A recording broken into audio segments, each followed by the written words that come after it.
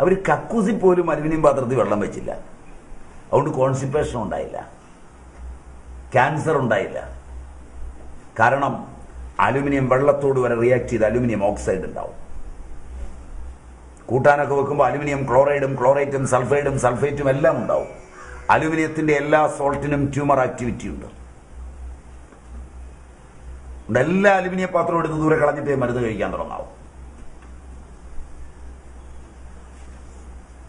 കത്തിയും സൂക്ഷിക്കണം. ഫ്രിഡ്ജിലും ഫ്രീസറിലും വേവിച്ചു വെച്ച യാതൊരു ഭക്ഷണവും ഇവിടുന്ന് മരുന്ന് കഴിക്കുമ്പോൾ കഴിക്കരുത്. അതിലാണ് അണുക്കൾ മുഴുവൻ വളരുന്നത്. ഹ്യൂമൻ പാപ്പിലോമ വൈറസും ഹ്യൂമൻ ഇമ്മ്യൂണോ വൈറസും ഹ്യൂമൻ ചൈൽഡ് വൈറസും ഹ്യൂമൻ ബർ വൈറസും എല്ലാം തണുപ്പിലുണ്ടാകുന്നതാണ്.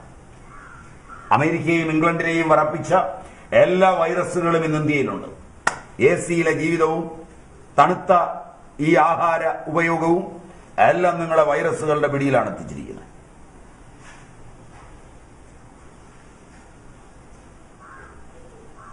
മൈക്രോവേവ് ഓവനിൽ പാചകം ചെയ്യുമ്പോൾ ഒരു വൈറസും ചാവില്ല. അതുകൊണ്ട് അവയും ഉപയോഗിക്കരുത്. ടെസ്റ്റ് ചെയ്ത് നോക്കാൻ നിങ്ങൾക്ക്. മൈദ തൊടരുത്. ഗോതമ്പിന്റെ തവിടുമുമയും കളഞ്ഞ് അലോക്സാൻ എന്ന കെമിക്കൽ ചേർത്ത് സോഫ്റ്റ് ആക്കുന്ന മൈദ മാരകമായ ആരോഗ്യ പ്രശ്നങ്ങൾ ഉണ്ടാക്കുന്നതാണ്.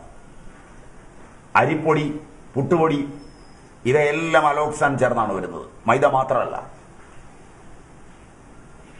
ബീറ്റ കോശങ്ങളെ ബാധിക്കുന്നതും ടൈപ്പ് 1 പ്രമേഹം ചെറുപ്പത്തിലെ ഉണ്ടാകുന്നതും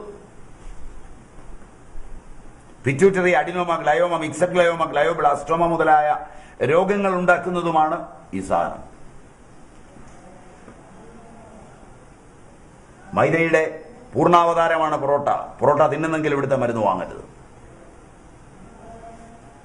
മൈദയുടെ അംശ അവതാരങ്ങളാണ് bread, bun, cake, biscuit, noodles, സേമിയ, അടപ്രഥമനുള്ള അട, വീട്ടിൽ വറക്കുന്ന എണ്ണമറ്റ കൊണ്ടാട്ടങ്ങൾ, വില കുറച്ച് നിങ്ങൾ പുറത്തുനിന്ന് വാങ്ങിക്കുന്ന കശുവണ്ടി പരിപ്പ്, പാൽപ്പൊടി,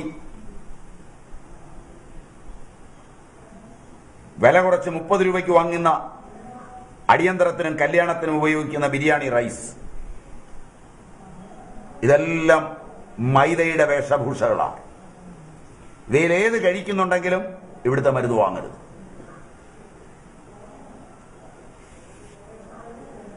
എന്താ സംശയിച്ചു നോക്കുന്നത്? കശുവണ്ടി പരിപ്പെന്ന് പറഞ്ഞുകൊണ്ടാ അച്ഛനകത്തുണ്ടാക്കുന്നതാ. ബിരിയാണി റൈസ് അച്ഛനകത്തുണ്ടാക്കുന്നതാ. വെള്ളത്തിലേക്ക് ഇട്ടാൽ നീളും. അല്ലാതെ ഒറിജിനൽ ബസുമതിക്ക് എവിടെയെങ്കിലും പരസ്യം വേണോ? സിനിമാ നടന്മാരുടെ പരസ്യം വേണോ ഒറിജിനൽ ബസുമതിക്ക്? ഇത് കഴിക്കൂ, ഇത് കഴിച്ചാലാണ് നിങ്ങൾ കുളവാകുന്നത്, നിങ്ങളുടെ പിള്ളേര് നശിക്കുന്നത്. അങ്ങനെ വേണം ഇവിടുത്തെ ജനസംഖ്യ കുറയ്ക്കാൻ.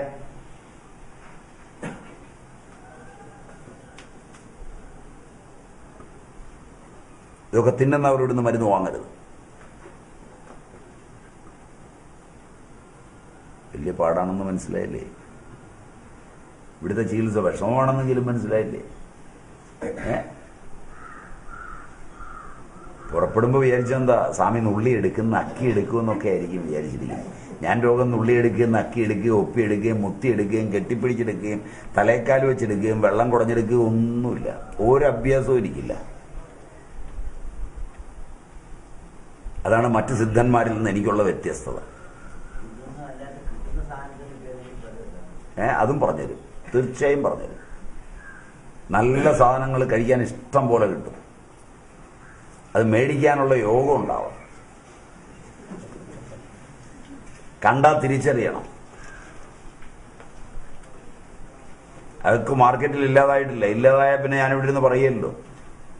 അതിന് കാശ് കൊടുക്കുമ്പോൾ ബാർഗെയിൻ ചെയ്യാതെ മേടിക്കാനും പഠിക്കണം. അത് പറഞ്ഞുതരാം. ആദ്യം കഴിക്കരുതാത്തതാണല്ലോ ആദ്യം പറഞ്ഞുതരേണ്ടത്. നിങ്ങൾ കഴിച്ചുകൊണ്ടിരിക്കുന്നത് ഇതെല്ലാം ആണല്ലോ. സിനോട്ട്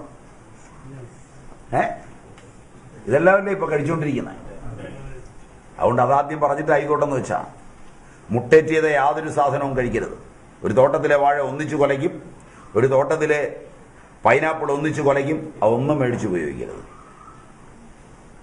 അത് ഹോർമോണിലാണ്. 27 ദിവസം കൊണ്ടാണ് ഒരു കോഴി പൂർണ്ണ വളർച്ചയെത്തുന്നത്. 2 കൊല്ലം എടുക്കും ന്യായമായി ഒരു കോഴിക്കുഞ്ഞിനെ വളർത്തിയാൽ. ഹോർമോൺ, കോൺട്രാസെപ്റ്റീവ് ഹോർമോണുകളിൽ ട്രീറ്റ് ചെയ്താണ് ബ്രോയിലർ ചിക്കൻ വികസിപ്പിക്കുന്നത്, ബ്രോയിലർ മുയൽ വികസിപ്പിക്കുന്നത്, ബ്രോയിലർ താറാവിനെ വികസിപ്പിക്കുന്നത്. 27-ാം ദിവസം തിന്നാൻ തുടങ്ങാം. 40 ദിവസം വരെ തിന്നാം. 40-ാം ദിവസം അതിന് വാർദ്ധക്യമാവും, വേവില്ല, നാരാവും.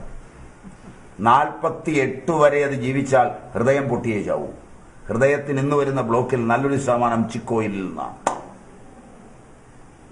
അമേരിക്കയിലും ഇംഗ്ലണ്ടിലും കോഴിയെ കെട്ടിത്തൂക്കിയിട്ട് അതിന്റെ എല്ലാം പറിച്ചു കളഞ്ഞ് ഒരു പ്രത്യേക ആവേഗത്തിൽ കറക്കി ചിക്കോയിൽ മാറ്റിയിട്ടാണ് വിൽപ്പനയ്ക്ക് വരുന്നത്. നിങ്ങളുടെ നാട്ടിൽ അതുമല്ല.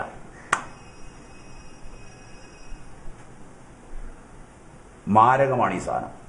ഫിഷറീസ് ഡിപ്പാർട്ട്മെന്റ് ഇപ്പോൾ പുതിയ ഗവേഷണത്തിലാണ് ഏർപ്പെട്ടിരിക്കുന്നത്. ഒമേഗ 3 ഓയിൽ ചിക്കൻ വഴി നിങ്ങളിൽ എത്തിക്കുന്നതിന് വേണ്ടി കോഴിക്ക് മത്തി തീറ്റയായി കൊടുത്ത് മത്തിയിലെ ഒമേഗ 3 ഓയിൽ കോഴിയിൽ കയറ്റിയിട്ട് പുതിയ പരീക്ഷണം വരാൻ പോവുക. അത് തിന്നുന്നതോടെ നിങ്ങൾ പൂർണ്ണമായും ചത്തിരിക്കും.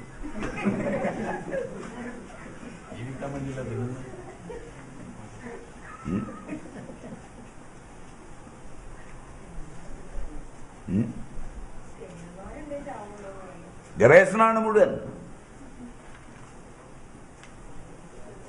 നിങ്ങളുടെ ആധുനിക മരുന്നുകൾ ഉൾപ്പെടെ 5 കൊല്ലത്തിൽ കൂടുതൽ ആയുസില്ലെന്ന് ഓർക്കണം. അതാണ് ശാസ്ത്രമാണെന്ന് പറഞ്ഞ് നിങ്ങൾ ചുമക്കുന്നത്. 5000 കൊല്ലം മുമ്പ് ഒരു മഞ്ഞപ്പിത്തത്തിന് ഒരു കീഴാർനെല്ലി കൊടുത്താൽ കുറയുമെങ്കിൽ ചരകൻ അന്ന് കൊടുത്താൽ അല്ലെങ്കിൽ സുശ്രുതൻ അന്ന് കൊടുത്ത അതേ മരുന്ന് ഇന്ന് കൊടുത്താലും മാറും. അത് ശാസ്ത്രമല്ല, അന്ധവിശ്വാസം. മനസ്സിലായില്ല? ഇന്നലെ രാത്രി ഒരുത്തൻ കണ്ടുപിടിച്ച് 30 കോടി രൂപയുടെ കച്ചവടവും നടത്തിയ സാധനം 3-ാം കൊല്ലം വളരെ അപകടകരമാണെന്നും ഒരുപാട് ബ്രെയിനെ ബാധിച്ചുവെന്നും ഒരുപാട് കുട്ടികളുടെ ജീവിതം നശിപ്പിച്ചുവെന്നും പറഞ്ഞാൽ അത് ശാസ്ത്രം. എത്ര വികലമാണ് നിങ്ങളുടെ ശാസ്ത്രം! ഇതിനെ ചുമന്നു കിടക്കുന്ന നിങ്ങളും നിങ്ങളുടെ മാധ്യമങ്ങളും നിങ്ങളുടെ ഭരണാധികാരികളും എന്ന് ഗുണം പിടിക്കും?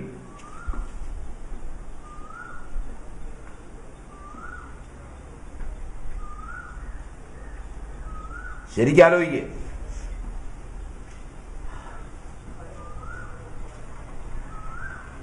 എന്നിട്ട് തീരുമാനം എടുക്കുക. വലിയ ശാസ്ത്രം ചുമന്നല്ലേ പോകുന്നത്? ശാസ്ത്രീയമായ ചികിത്സ.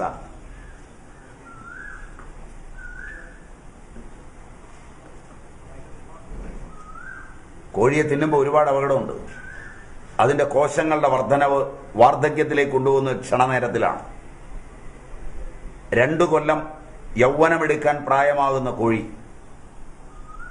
ഒരുപാട് കൊല്ലങ്ങൾ ജീവിക്കുന്ന കോഴി കേവലം 48 ദിവസം മാത്രം ജീവിക്കുകയും 27 ദിവസം കൊണ്ട് പൂർണ്ണവളർച്ച എത്തുകയും ചെയ്യുന്നുവെങ്കിൽ അതിനകത്ത് പൂർണ്ണവളർച്ച എത്താൻ ചേറ്റിരിക്കുന്ന ഹോർമോൺ നിങ്ങളുടെ കുട്ടികൾ കഴിച്ചാൽ, ഗർഭിണികൾ കഴിച്ചാൽ എന്ത് സംഭവിക്കും?